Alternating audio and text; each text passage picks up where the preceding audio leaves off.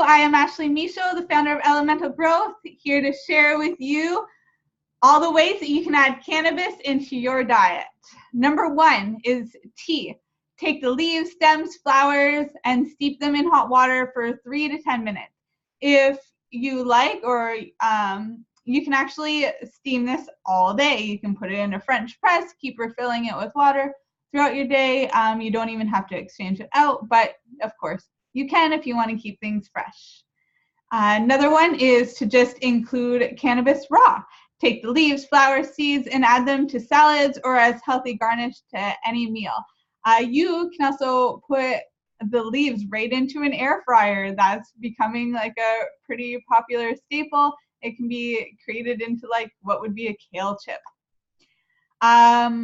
Blended. You can use the leaves, flowers, seeds, and add them to your favorite green smoothie recipe, or mix in with any other alternatives or other types of smoothies that you like. Very easy way, just grab it, throw it in.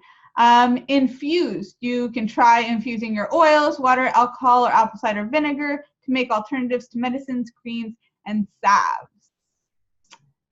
And of course, last but not least, you can cook with it, cook or bake. You're hearing more and more of these things come up. So you can try substituting the greens in any of your favorite pesto recipes or salads. You can use the cannabis leaves, just sauteing them like a stir fry. You can take the buds or the flowers and use that as a peppery spice when you're cooking. You can of course also make like a bud butter or bud oil or bud coconut butter, and use that for any of your baking needs. All right, you guys, I love you.